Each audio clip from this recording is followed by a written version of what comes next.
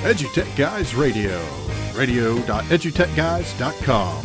The opinions expressed on the site and its programs are those of participants and not intended to and do not necessarily reflect the opinions of any specific educational entity, sponsor, company, state, or government agency. Hello, and welcome to this episode of EduTechGuys Radio, brought to you by Southwest Arkansas Education Cooperative and Hope Public Schools, both located in Hope, Arkansas. I am at David in Ark, and in studio with me is Jeff, all about that upright bass, Madlock, and Greg, the whiz behind the curtain. More. And we're glad to be here. Yes, welcome to radio.edutechguys.com. That's radio.edutechguys.com. Catch us online at www.edutechguys.com, and you can click on the main website and listen to the show, or just go directly to radio.edutechguys.com. Catch us online on Twitter at EduTechGuys. Also, you can catch me at jmadlock and David at David N. Ark. You can't catch Greg. Nope. We tried. I run too fast. He's hiding from, we're not sure if it's the Russian mob, but anyway, but he's hiding. Something. It's always something. So welcome today. This episode of the Tech Guys is brought to you by the Southwest Arkansas Educational Co-op and Hope Public Schools. We want to thank them for letting us do this and giving us everything we need to make this happen. Today on the show, we're going to kick things off with some of the news happening in education around the country, and then we're going to bring on our special guest in studio, Harry Dickens. We'll also listen to our featured artist of the week, Trey Johnson, and we're going to share some other tips and information during the hour. So come on in, hang out. We appreciate everybody who's out there listening. Greg, what you got concerning Windows 10? Well, so it started rolling out. It officially started rolling out today, although a lot of people reported it started actually rolling out yesterday. And just like every version of Windows, it's a mixed bag so far of the good, the controversial, and the So let's start off with the good, just to keep it on a positive note when we get rolling here. Something that we've often encountered at Hope Public Schools, and we've heard often from other techs in various schools around the state, we'll often have machines that sort of just appear from various locations that were not purchased through the traditional means or through the proper methods, and so they'll come with like a home version of Windows on them. Sure. And that has been a problem in the past because you have to get a license on them, which often adds quite a bit of cost to what would have, it takes the cost of what's a cheap machine all the way up to, well, we could have gotten a much better machine with the right license to start with. And with Windows 10, part of that has been eased because you can now upgrade from a home edition of Windows directly to Windows 10 Education Edition, which is actually a new edition of Windows. And this time around, there are a bunch. We've got a good handful of editions this time. But yeah, the fact that we can upgrade now directly from home to Education Edition is a big plus. Only there's some confusion about whether that upgrade means you can just upgrade the license or if that means you can actually do an in-place upgrade of the operating system. So it may be less good than we hope, but we'll find that out as we get get rolling. Tell me about U2's guitarist, the Edge. Isn't he part of this now? Oh yes, the Edge, good old Edge, Microsoft Edge. Yes. For all you '80s folks out there. So those of you who aren't in the loop of all the happenings related to Windows 10, there's a new browser that's included by default with Windows called Microsoft Edge. And it's throwing out all the old cruft of Internet Explorer and all the problems related to it, many related to security problems with ActiveX, and just the fact that Windows, or Internet Explorer rather, is kind of always done its own thing, and the web has moved on. So now the web has moved on. It has. It really has. It's been rather sad. Are we finally up to 3.0? Yeah, we're getting there. We're getting there. It's going to be 3B. We can't have numbers anymore. Oh, sorry. But yeah, so doesn't it? It's dropping ActiveX and yes, it's dropping a whole bunch of different stuff. So I guess people could use it before they default back to Chrome. Yes, yeah, exactly. It's the best way to download Chrome yet. That was perfect. So, but of course, in education, we have the issue where a lot of the educational software we run, a lot of websites are still locked to Internet Explorer, and so this causes a little bit of a minor heart trimmer, whereas like, okay, now what are we going to actually be able to launch these websites? Or are we going to have to downgrade a whole bunch of stuff? And Microsoft Edge does come by default as the default browser with all editions of Windows 10, except, and there's always an exception somewhere in the mix. Sure. And except for Enterprise Edition. So, but the good news is Internet Explorer is still there. So you can actually still launch Internet Explorer. It's still included by default, except on Enterprise Edition when it's not there at all. So you can reinstall it, but it's not installed by default. So there will be some transition there, and hopefully it'll actually kind of move us in the right direction of just getting some actual Web 2.0, get up to at least the last 10 years for education. That's true. And then we've also got sort of a controversial move that was made by Microsoft, which is it has some pros and it has some cons.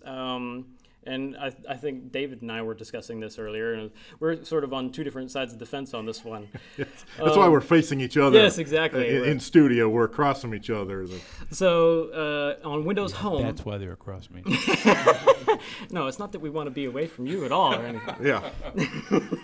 But yeah, on Windows Home edition of Windows 10, Microsoft Windows updates will be mandatory. You can't turn them off, which is, again, it's a good and a bad thing. On the plus side, you've got the fact that Windows updates are a big part of keeping the operating system secure. As a matter of fact, most tech guys know that the Windows updates and updates for things like Flash, Java, and your browsers are sort of like the walls of a castle, and antivirus is just the guard. Whereas most non-tech people think, okay, I've got an antivirus, I'm good, and I can just, the updates are sort of a bonus, but I don't really need them.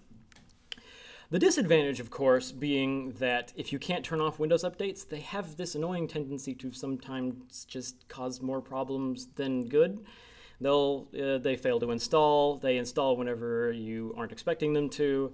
You lose power and you're on battery backup or on the last little bit of battery on your laptop and you need to shut down. And it's going to install. Or your Surface. Oh, yeah. or your servers as you're trying to shut them down. As your servers. Jeff and I were. Later, Jeff and I were working on the servers for about 2 hours last night. We had about 97 updates to install on one of them, and it took about an hour. So yes, we know this one firsthand. So Windows 10, Yep. Okay, it's out today. Download it, play with it, and then delete it from your virtual. No, I'm just No. kidding. No, in fact, I was planning on downloading it this evening and putting it on one of my virtuals and see how it runs and how I like it. Yesterday, according to the Baltimore Sun, Maryland reported that PARCC testing saved the state more than $2.5 million compared to the previous statewide assessments. They administered 1.3 million tests to 80% of the student population. That's pretty amazing. I would probably guess to venture to say that the same thing happened probably in every state that did with PARCC testing. Here in Arkansas next year, it is now pretty official that we're moving to ACT Aspire. Is that right? Yes. Yeah. And that is also actually a Pearson-owned test. I think some of us will get pretty lucky that we'll continue to use the same app in iPad.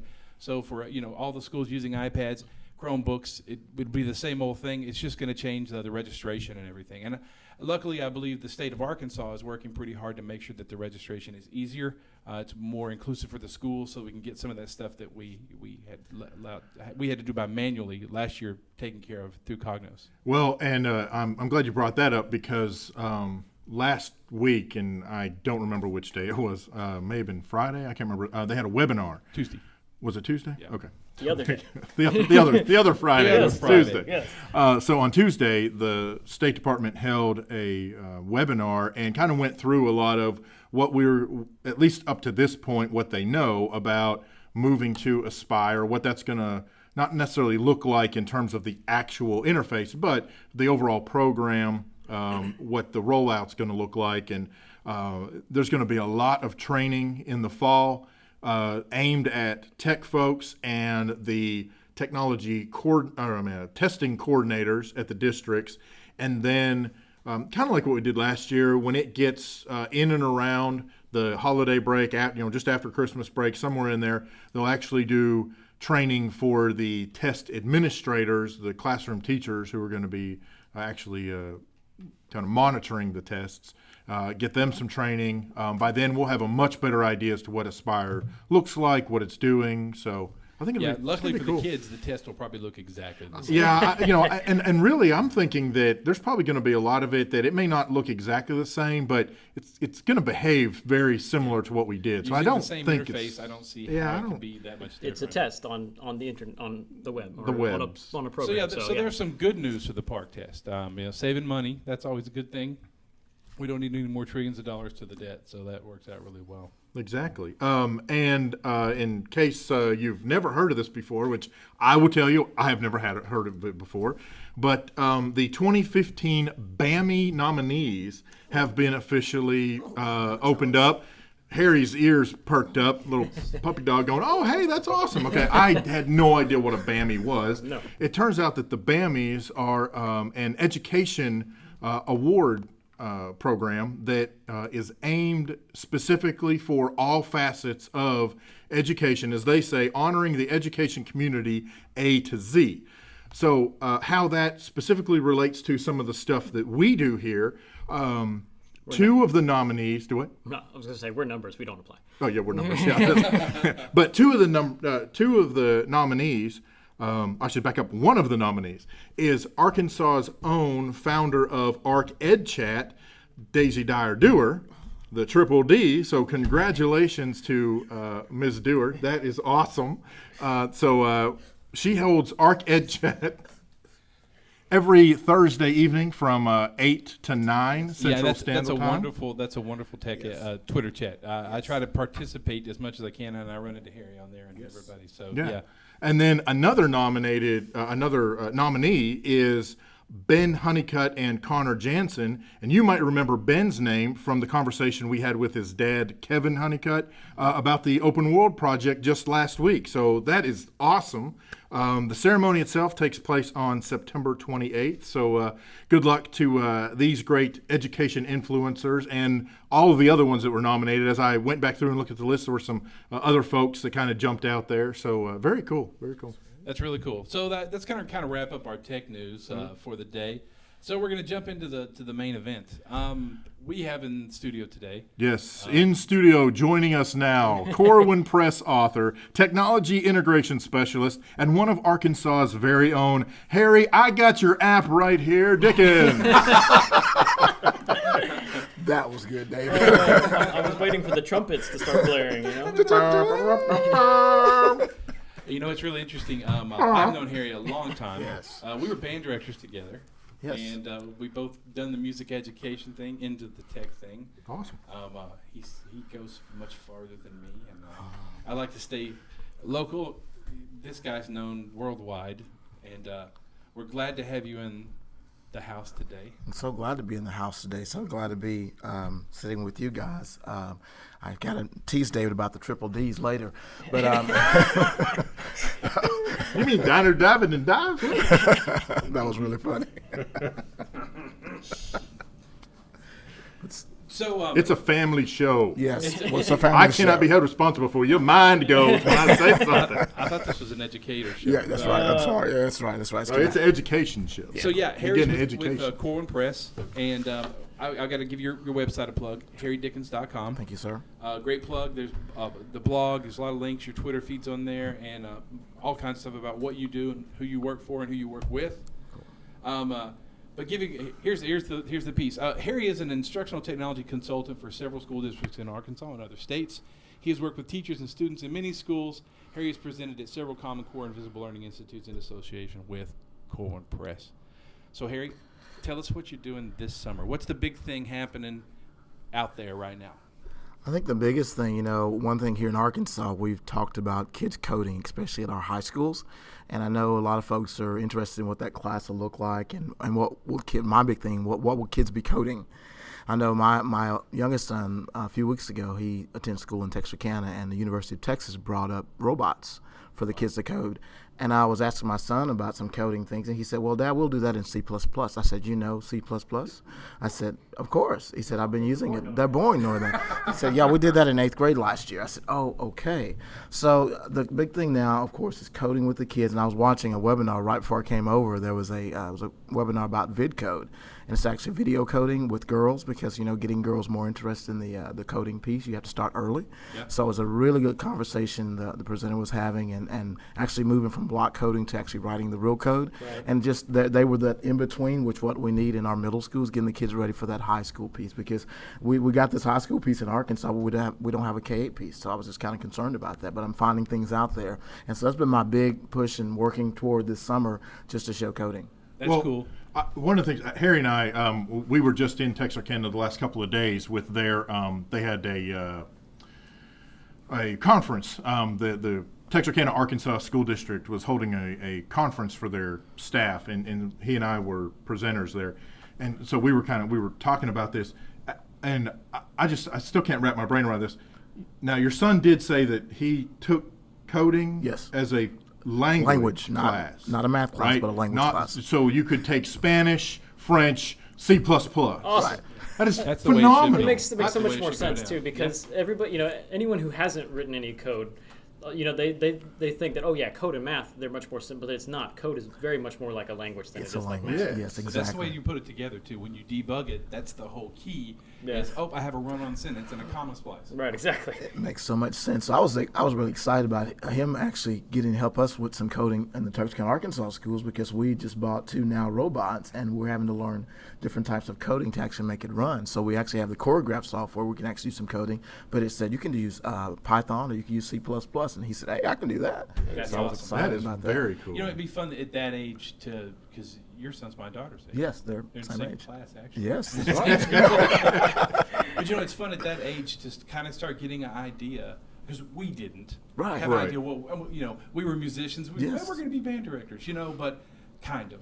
Yeah. But but he's actually building right now the rest of his life. Exactly. And this is going to be because I think it's really interesting looking at the AI thing is real big now. They're going to take over the world, kill us all. But what's interesting is I think every company, trucking companies, they're looking for coders. Yes.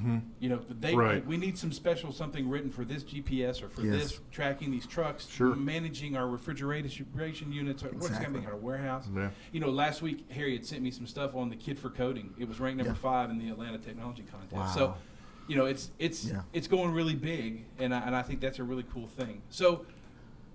And what a difference! I just want to say, I don't know what grade are your kids in. What grade is it? Mine will be in the 10th. Is that right? Mine's great. I Okay. forget 10th grade. So- same grade, yeah. When I was in 8th, 9th grade, that's when I got my first. Now this is going to date me, all right? But I got my first Commodore 64. Yes. Okay, so in those days, yeah, we did. there you go. And so in those days, if you didn't buy the disc off the shelf, you bought one of the magazines and you coded it in and you keyed it in. And frankly, we were all nerds and geeks. That anybody who was doing that kind of thing, what are you crazy? And it's amazing to me how far that has come to where. Now that's it's a required class. It's offered as a language class. Right. So Harry, it's I have to awesome. ask you, yesterday I was at my dad owns a body shop. I'll just put that out there for everybody. And that's cool. And the paint guys stopped me when I was there yesterday afternoon and said, "Hey, we have a virus on our computer." And I was like, well, "Let me come take a look at it." Well, it wasn't a virus. It was just a pop-up that had been installed. So I took it off and I said, "Well, what happened?" He said, "Well, I was looking for a bus ticket and it installed the stuff from whatever bus ticket website."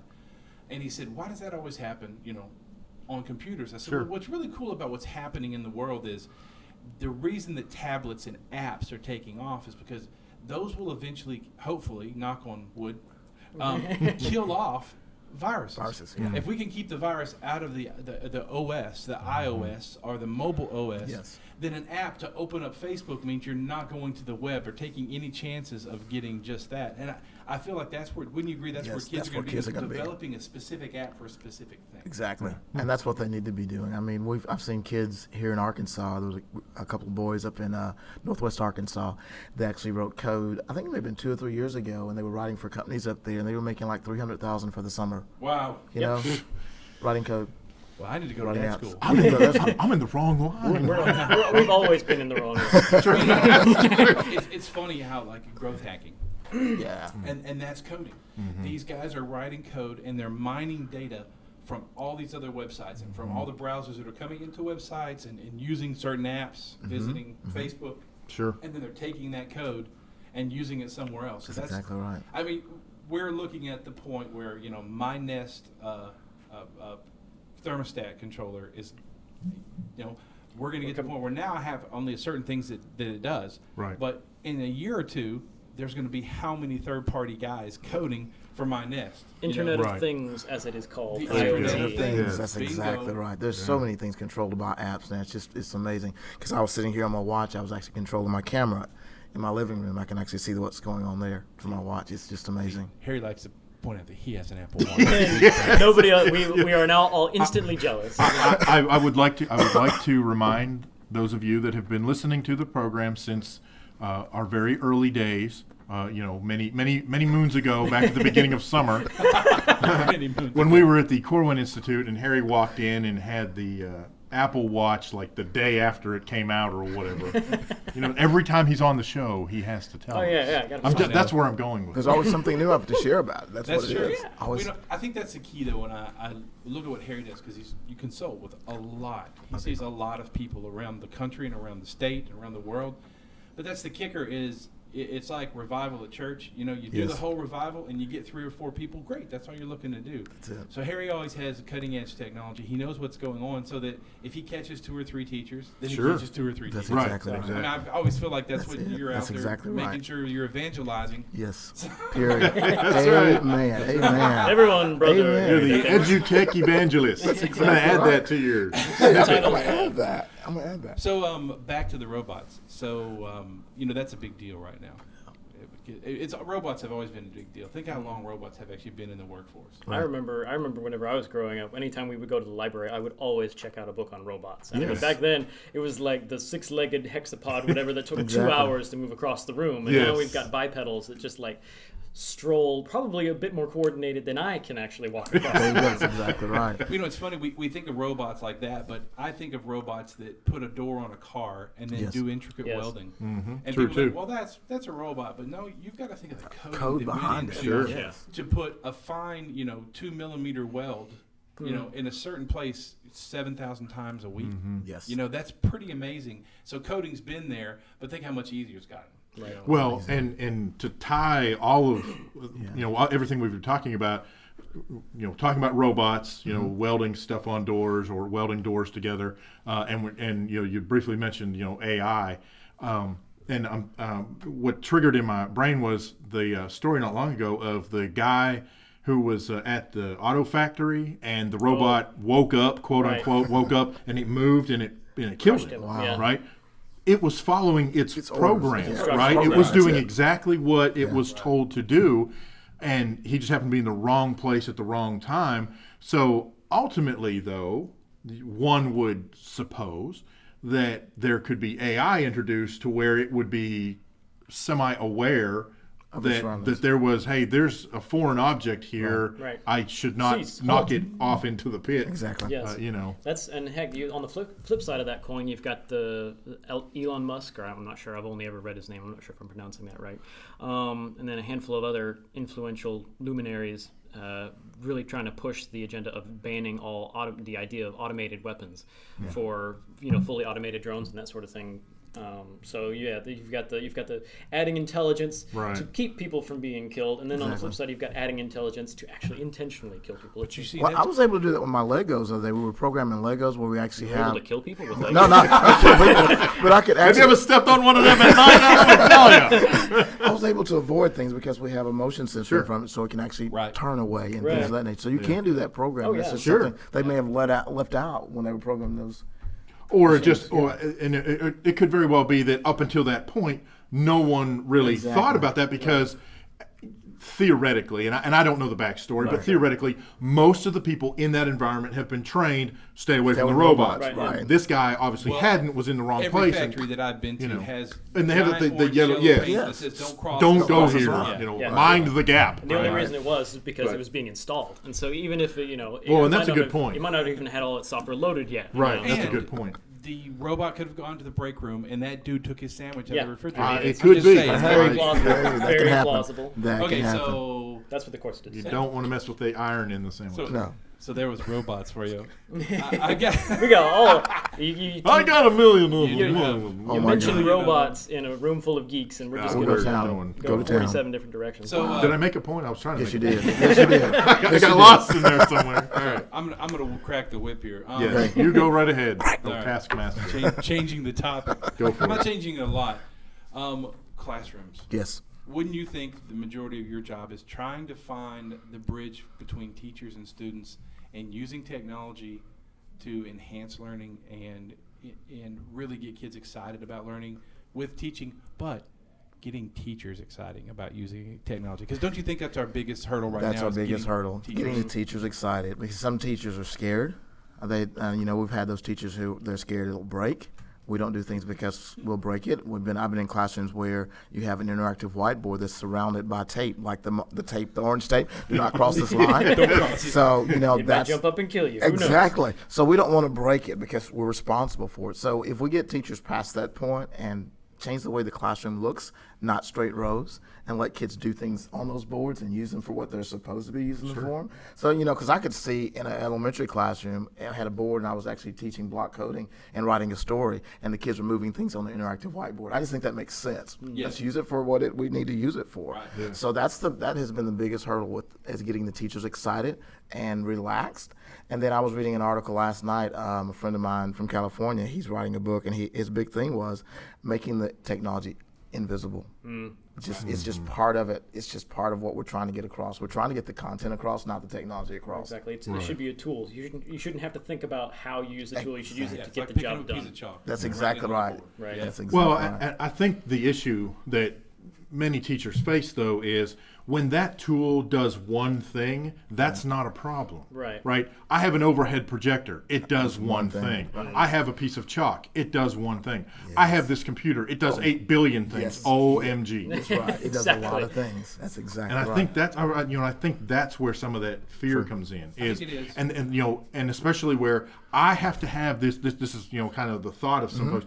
I've got to master this piece of equipment before I dare let Yes. my students even touch it, because what if they do something I don't know how to do, or what if they go somewhere or do something and I don't know how to handle that, or I don't, so I think that's part of the fear, instead of the environment where the instructor is open to learning from the student. And we kind of talked about this, well, really with just about everybody that walks in the door, Exactly, frankly. yes. And that is, and it gets back to where, we have got to, the teacher in the room is the content expert, yes. But how the learning takes place does not necessarily have to be preach and teach, stand at the Right. top. No. Right. No. It should You be okay? facilitating. It should be facilitating. My phone was on the table. I told all these guys, put your phones on silent and don't leave them on the table because they'll vibrate. And I left mine on the table and And it it vibrated. vibrated. No, right along that same line, I think what the big deal is, I want to give a shout out to my friend Chad Brinkley. Great guy. We all yeah. know Oh, Chad. yeah. He's a We're great gonna have guy. him on the show at some point. And he's Yes. written some great stuff on confidence for teachers. And I think that's the key, is giving a teacher confidence and taking the way they used to teach without technology and learning how to integrate it into their teaching experience, because that confidence then breeds confidence in their students. Yes. It breeds confidence in the reverse way in their administration in those teachers. And so I want to give Chad coined that confidence idea, and I hope he runs with it. He will. Yes. He's written a great blog article I think we'll see out pretty soon on it. But I think that's the big one. That's and you would huge. see it a lot, because Oh, yeah. I think the teachers have great lesson plans that they've had for ages possibly. Some of our Some, some yeah. of our veteran teachers have some great lesson plans. They just don't know, okay, how do I put this in a digital morsel that my kids will consume? And that's our job, and that's what's been so fun the last 10 years, is actually having that happen in classrooms and see it happen. And some of those teachers who are great teachers, I'm sorry, they're great teachers, they know their content, but now with our kids are so different. Our kids are digital, Right. and so if we get our teachers digital, we are on fire, and we have classrooms that are on fire, and I really like seeing that. I think that's a Yes. big piece right here. I have a friend that emailed me this morning from Hawaii. I wish I was there. But he emailed this morning. He's a technology director, and he actually is going to become a technology integration coach this upcoming year. He is so excited about it. We met in San Antonio a few weeks ago. He said we're going to be bouncing ideas off each other, and I love being able to do that from people around the world because I get so many ideas from people from other places and bring them home. That's what I like doing, and bring them to our classrooms here in Arkansas. Yes. Yeah, I think it's so. We also get to use you as our ambassador. So it's your other one, evangelist / ambassador. There you go. That's right. We're giving you all these new. Oh my gosh! Yeah, oh my gosh! Okay. That's right. So tell us about the books you've written. Okay, I've written 3 books. Apps for Learning. I've written a high school, middle school, and elementary book. And the reason behind those books, I was actually at a workshop. We were teaching in Bryant, Arkansas, and Ian Jukes, who's international, everywhere. He said, "Hey, you need to write that down." I said, "What am I writing down?" He said, "What you do, write that down." And so we started, me and a friend of his from New Zealand started writing, and we wrote through Google Docs. We shared we were sharing our documents back and forth through Google, no having to email or use Microsoft Word. Oops, I'm not supposed to say that online. Anyway, it was You're so among great. friends here. You can say that. But it was so great having it. We got 3 books done in less than 2 years. Oh, wow. The editing process and everything happened in less than 3 years. I've been working on some other projects with some other folks. And the books have turned into other things like David and I've talked about. I said, so the books are going to be stagnant, they don't change.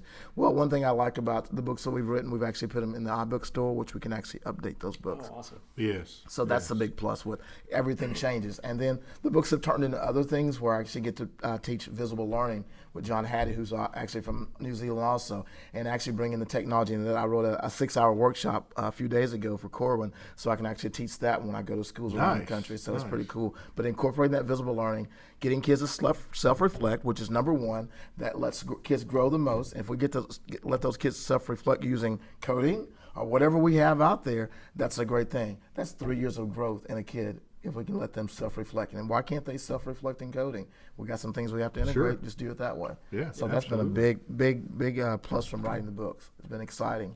Okay, so what books do you see coming up in the future? Now, so it's funny. I was talking to somebody about this the other day. Is like, start planning for future books, like in coding and AI, because AI is a hot topic right now. We have a friend of all of ours on sysadmin that he is a. But I was telling David earlier, he's 6 months on spot. If he puts something about an earthquake or weather, it's gonna happen. It's gonna happen. Lately, he's been on this AI kick, and so I'm not gonna shout out his name because. So we got 6 months until Skynet comes online. Until the Terminator kicks in our door and takes our servers. Darn it.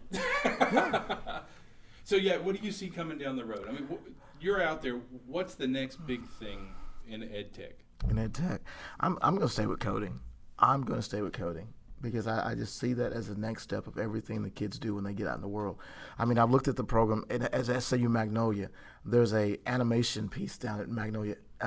At SAU Magnolia that's really cool, and some of the people they brought in to teach this, oh my goodness, they have set managers. It's just so different. We used to have when Jeff and I were in music, we had people who taught music and they taught music and they knew music. Well, these guys are teaching things because they were set directors on a stage, like they're teaching kids how to put things in the right place and putting the technology around that. It's more of I want to say training for the job type stuff. Sure. It's not just learning math to learn math. It's learning math and why we use it in the field and actually creating those things at the college level.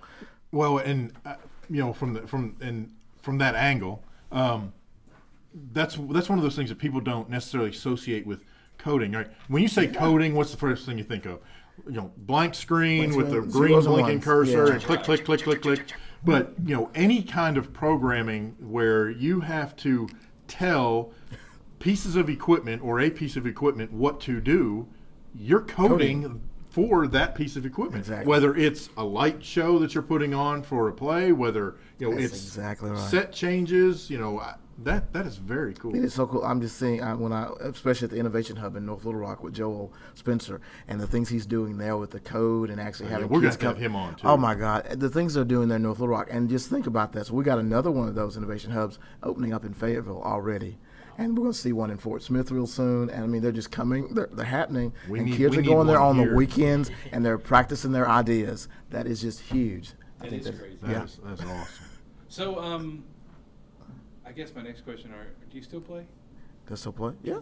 Oh, yeah. Oh, yeah. I have a child in band, so I get to play. I get to practice with them and everything. Still do the music things. Still get to sing and things of that nature.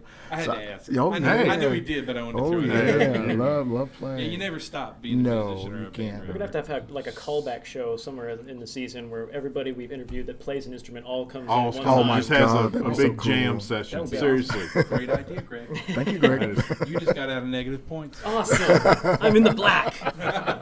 You get to be the tambourine man. That was awesome.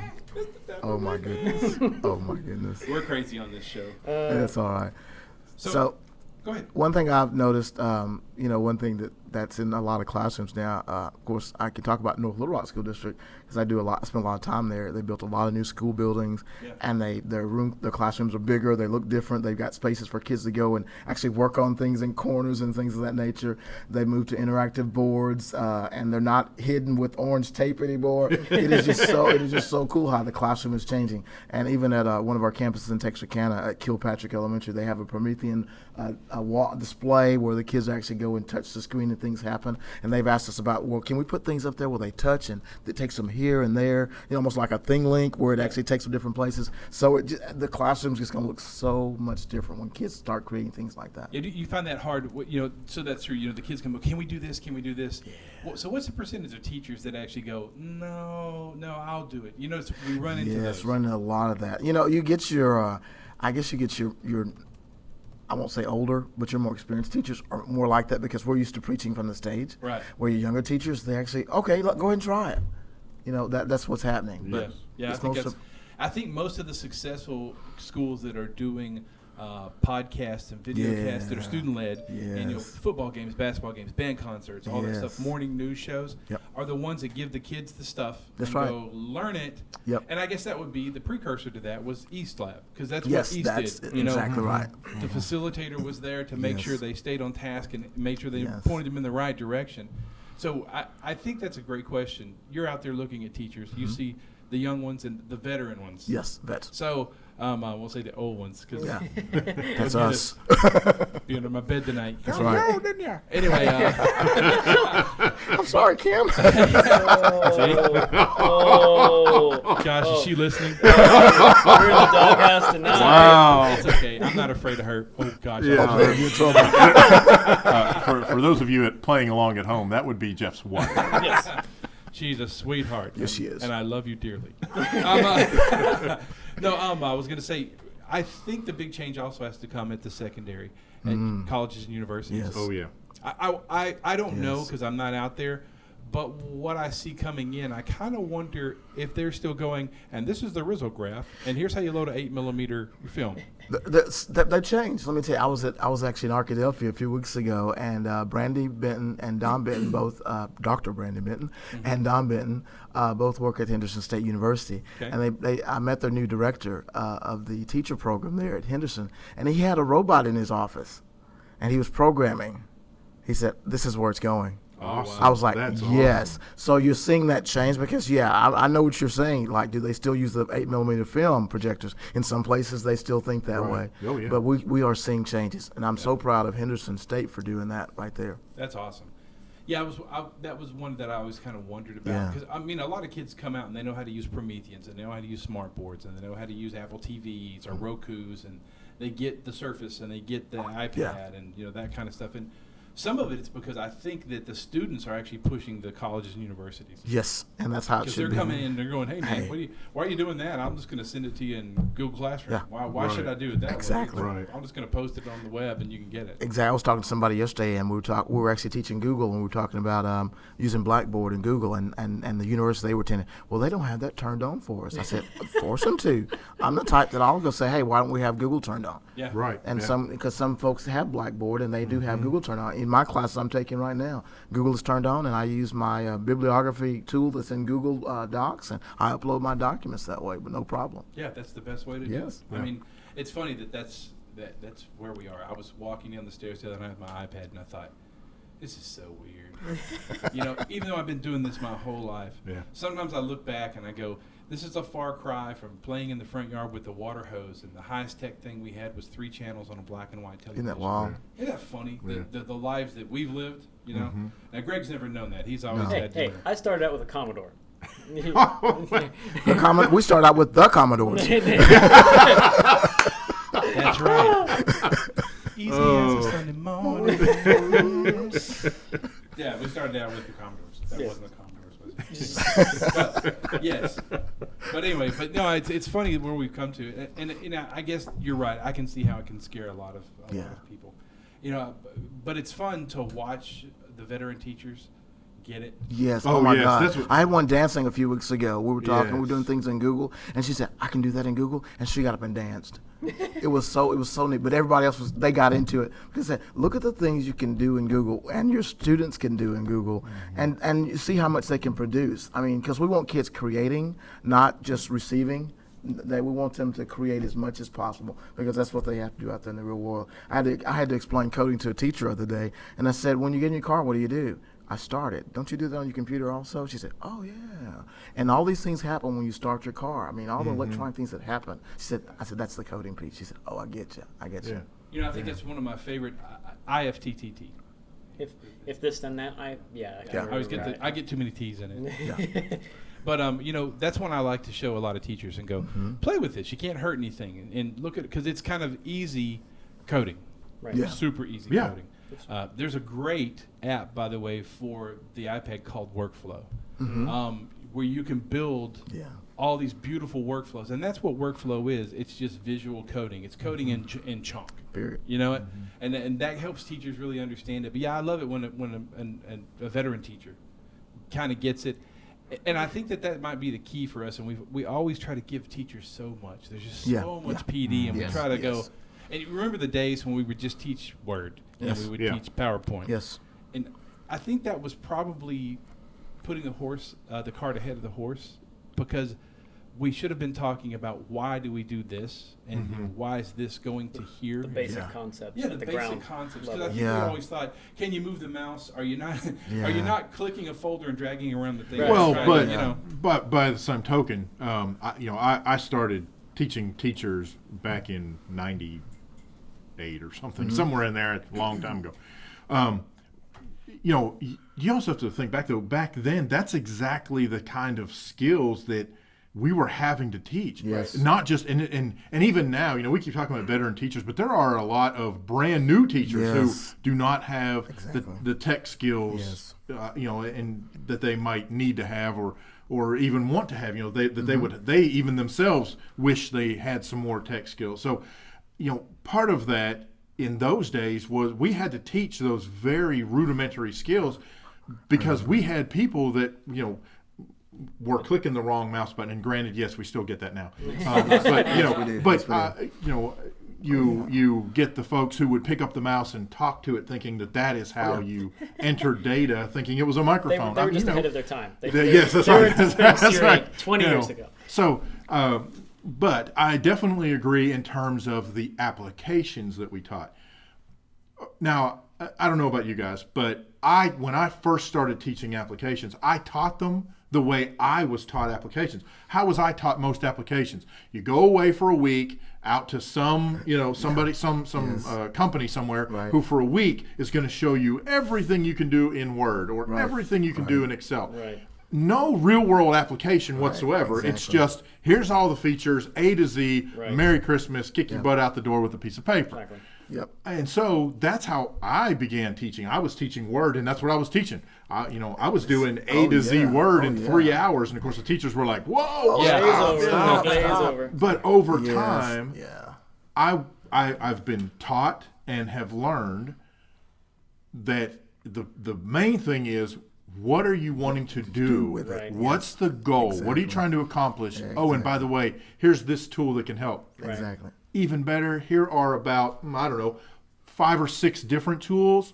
You play with them, figure out which ones you like, and you use those to meet that goal, That's to exactly achieve right. that task. And I think the difference between our teachers that can immediately grab hold of like that sort of instruction, like, okay, here's the 47,000 things this one program can do, and then they break it down into okay, this is how I can use it. I think the difference between those two is some people automatically, they get that global overview and then they can break it down into basic concepts. Sure. Some want to start with basic concepts Right. and build up to that global overview. And I think the fact that we don't acknowledge the fact that there's these two different ways of you start big and you go small, or you start small and go big. Yeah. I think that's the real difference between. I don't think it's necessarily that we have teachers that are quote unquote bad with technology. You hear that all the time. Right. I'm no good with technology. Right. No, you're different. You learn a different way. So maybe we need to start small and build up to large rather than starting large and going down to the minutia. Exactly. Very good. And that's one reason I have 2,500 apps. I guess I'm too global, huh? No, they call that digital hoarding. Oh, that's exactly On right. the next show, we'll be taking a walk through Harry's house. We will be cleaning house. Intervention. That's right. That's Taking right. them away. Harry, how long is this cat food app? Hey, That well, is exactly right. getting ready to wrap up. Tell us what's going on for you the rest of your rest of summer. Rest of summer, I've got some schools I'll be visiting in August, new schools that I'm going to. I met with some schools in Hot Springs a few weeks ago. They're technology, I want to call them technology rich because they are schools that receive federal funds and they actually have equipment. Yeah. And they just need as much help as possible using equipment the right way. Sure. And we get that a lot on the eastern side of our state. They get the federal funds, and so I'm going to be visiting some schools in August, and I'm so excited about that. Getting to work with those teachers, even the teacher that was dancing. She said, "When are you coming to my school?" I said, "I'll be over there on August 19th." Cool. So just those type of things, getting ready for school, brushing up on my coding skills because we've got robots to code, and just making sure that I'm at that place with my middle school kids where we're moving from block coding to actually writing code with some other tools, and just being ready for next school year because got a lot of that planned for this year with the kids and doing that with digital storytelling and all kinds of things with the code. Awesome. Cool. Awesome. So rest of the year, watch the conferences. If anyone visits the conference, you'll probably run into Harry. Oh, yes. It'll probably be with Corwin Press. Yes, or Robert Corwin, yes. You never know. Never know. Keep your eyes peeled. He might be coming to your school. So we want to thank Harry for being here today. Thank you so much. Thank you very much for coming. It's been awesome. This is been another great interview. We've been having great interview after great interview, and I have to say they keep getting better. Thank you a million, Harry. So, hey, we're going to take a quick break, and I think you'll enjoy this. We're going to go into the featured artist of the week. Every week we like to show off a showcase, a local talent or a national talent. Sure. If you're listening and you would like us to play some of your music, please get in touch with us. You can go to www.edutechguys.com. Go to the bottom of the page, and you'll find a contact form. Let me know where your music is on SoundCloud, on iTunes, Spotify, wherever you put it. Give us the okay to play one of your tunes, and heck, we'll play one of your tunes. This week, we're going to feature a gentleman, a true gentleman, a guitar man, and I mean that in every sense of the literally, word. yeah. Trey Johnson from Prescott, Arkansas. He grew up in Prescott, Arkansas. He now lives in Little Rock and plays that area, and he plays the whole state. This guy, he plays the whole nation. He played with a group called Pale back in the day, and they were phenomenal, a power trio. And he's now solo, and he plays some of the best blues you'll ever hear. And you can catch him a lot in a lot of clubs throughout Arkansas and throughout Texas, Louisiana, that whole area. You can really find out what he's doing by going to his website at Trey Johnson Music, TreyJohnson Music, MUSIC.net. His latest album is called Solo, SO-LOW. I love the play on words there. He'll be, in fact, if you're listening and you're in the local area, he'll be in Texarkana this Saturday night at Fat Jack's at 9 p.m. So you want to definitely catch that show. The song we're going to hear from Trey today is one of his big hits, I believe. I listened to it.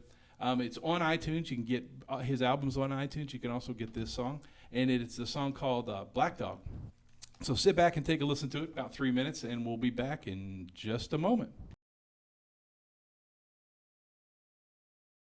Sing along, you know you want to.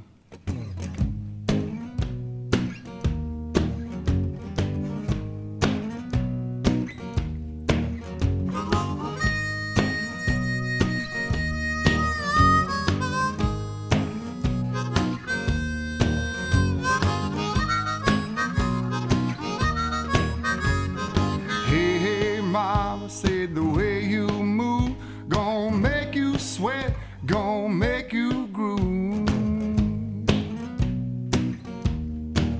I'm gonna make you groove. Darling, when you walk that way, watch your honey drips, I can't keep away. I can't keep away. I gotta roll, no, I can't sit still. Got a flaming heart, I can't get my fill.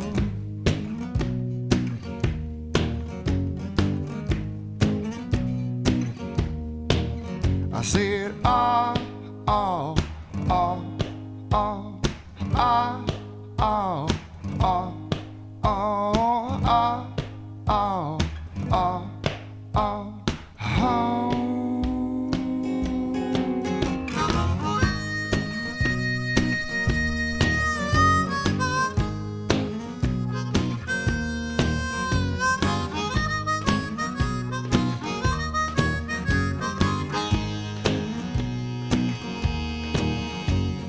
Didn't take long till I found out what people mean by down and out.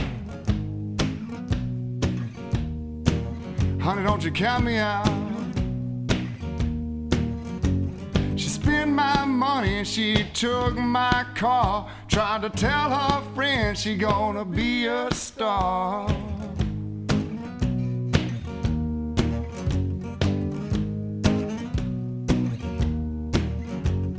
I don't know what y'all been told. A big leg woman ain't got no soul.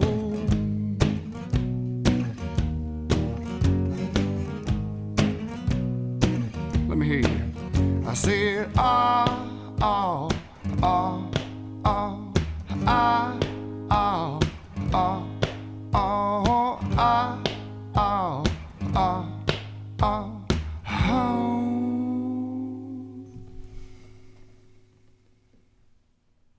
Yeah, that was Trey Johnson here on EduTechGuys.com. You can listen to us live, radio.edutechguys.com, radio.edutechguys.com. I want to thank Harry Dickens for being here today. He was great. I had a great interview with him. It's been a wonderful day here on the old EduTech Guys. One last thing, we'd like to do a Google Ad feature of the week, and this is one that I found. Well, you did. We were so proud of you. See, we're still in such shock that you found it that we had no response. Bazinga! And this is the love that I give. So yeah, taking a look at Google App Feature of the Week. So there's a really neat one. It came out 7/14, July the 14th.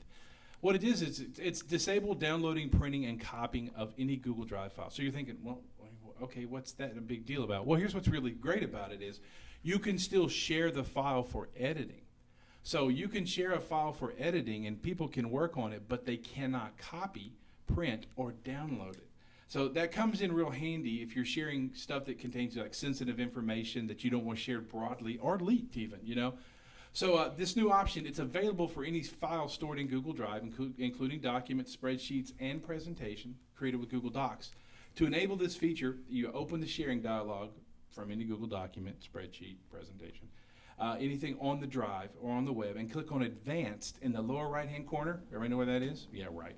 Check the disable options to download, print, and copy for commentators and viewers box, and click Save Changes. Boom.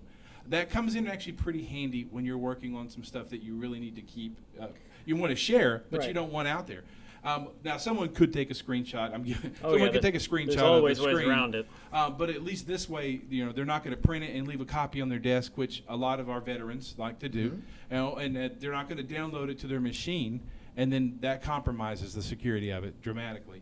So at least that's a really pretty neat piece that's coming out from Google right there. Well, and I think it's really cool, you know, listening to what you were, how you were describing that. So it sounds to me like you could still have people leave comments, and of course you could still have people view it with those features disabled, but by the same token, you still have the folks who are part of your editing team could still edit that same document. Exactly. I'm presuming that those folks could still actually download that kind of stuff, although, I mean, if they're editing it, you would hope they would be able to, you know, have that type of access. Once again, it's one of those great Google apps, the Google additions that I think you want to play with.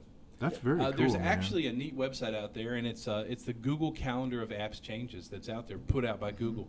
And if you'll take a look at that one, you could probably find out that they're releasing something new, at least 2 or 3 things new almost every day. Yeah. Yeah. Well, So then you know what's really coming down the pipe with Google Apps, and you can find all the really cool stuff that you're looking for. yeah, and that was one of those. That was one of those things that you kind of stumbled across today, and we were both kind of sitting there, and I'm not even sure how you even came up with that. How you ultimately found that, but all of a sudden it's on the screen, and we're like, "Holy cow, this is awesome!" It's like looking into the mind of Google, but they're like telling you, "Whoa, this is awesome!" Yeah, that is very cool. Very cool. Yeah, that's so there's your Google app feature of the day. I'll give you that link, by the way. It's really easy to find. It's what's new, whatsnew.googleapps.com. If you take it to that one, you'll see the Google Apps release calendar for the current month and months to come. And so you will be the smart Google person. That's awesome. That's right. That's We're right. giving away all our secrets, Jeff. How did you know that? Wait, what was I That's thinking? Now we right. can't be the That's ones that know right. everything. Man. Darn it. Well, there goes that segment. Doggone it. I always do this. I always give away the surprise. Giving But yeah. away the store here. Huh? We can. Oh man. But yeah, no. So you could definitely do that. We don't want to. We don't want to. We don't wanna hoard the information. No, Yes. no, absolutely. But I can tell you, they update it about a month or a month and a half at a time. It's not anything. You're not going to find out what they're going to release in December, because I don't think Google knows what they're going to release in December. No. I would guess that mad experimentation Oh, gosh. lab is probably is wild. crazy cool. You want to talk about Oh, cool? yeah. I'm sure that they're coding all kinds of stuff. So I understand, though, throw this out since we got a little time, that there's another version of Google Glass that's supposed to be Yes, coming out. yes. Google Working Glass. on, yeah. Yeah. So they took it back. They took it back in house for actually I think it was one of the guys that co-founded the Nest. You mentioned your Nest thermostat. Yes, Yeah. that's exactly Yeah, he right. took charge of that entire division that's working on glass, and they took it back in house to rework it because there was a fairly strong pushback, particularly against the camera being included on glass, because everybody felt that they were under constant surveillance. By like you're sitting there having a conversation with someone's like, okay, is this being recorded? Right. And so, yeah, I think it'll be interesting to see what happens with glass, if they can, how much of a change that we're going to see whenever it gets re-released. Well, that's cool. I can't decide if I want a Google Glass or if I want Apple glasses. I'm not sure. I like orange glasses. We're already wearing Apple glasses. They're rose-colored, and they only make Apple products look good. Just so you know, You we're mean not. Kool-Aid flavored? We talk a lot about Apple products. Oh, yeah. We all do love Apple products, but we love Google products Yes, also. we do. Absolutely. Yes, And we do. if it wasn't for Microsoft Server products, We wouldn't be here. we wouldn't be handing out what we hand out on all of our sites. I think everyone would probably agree with that. Well, and I think it's important that anyone who's listening, and of course, I mean, we are, I don't know really how that kind of happened that we are this way, but we're pretty well device agnostic. I mean, we don't really care. We really don't care. We're happy to share, Apple tips, Google tips, Windows tips. It doesn't matter. We use them all. We love playing with gizmos and gadgets that are just out there, and I think it's, I don't know. I have a problem, an issue, if you want to say it that way, with the folks that really kind of put themselves into a particular box. They're quasi-religious about their platform. Yes, about their platform. And it can only be this way. And of course, sometimes people start out that way, and then eventually relax. I mean, I remember when iPads first came out. Really, even before that, when the iPods first came out, and people, especially the touch, and people were just starting to incorporate those into schools, or at least bring them into school.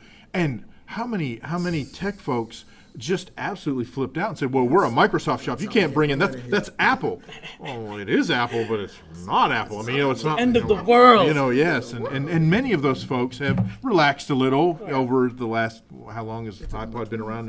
11, 12 years, whatever it's been. So, but you still do have some of those folks that are very about. And there are strengths about standardizing on a platform, not being religious about a platform. Sure. But having where you don't have to go, okay, whenever you invest energy into doing something, you don't have to do it 6 different ways, because time is a limited resource. Right. So let's find the one thing that does it the best, that has Right. it's the most flexible, and let's focus on that. Let's not exclude other things. Let's not cut off other options, but let's put some stress on this to make sure this is really solid. This Sure. one version is really solid. And so there's it's a fine line between being so religiously devoted to a single platform that you can't see virtue in anything else, versus having your time divided across so many different fronts that you can't do anything well. Right. So it's a tough balance. So you notice that you can get us talking. And, No, certainly not isn't us. that terrible? That's awesome. Well, hey, listen, thanks for listening to radio.edutechguys.com today. I'm Jeff Madlock. I'm Greg Moore. And I'm David Henderson. And remember, you come for the tech, but you stay for the talk. Did you guys like that one? Yes, I do. Yes, Is that's that a awesome. pretty decent one? That's Okay. a cool one. Hey, thanks for listening. We are EduTech Guys Radio. You've been listening to EduTech Guys Radio, radio.edutechguys.com. The opinions expressed on the site and its programs are those of participants and not intended to and do not necessarily reflect the opinions of any specific educational entity, sponsor, company, state, or government agency.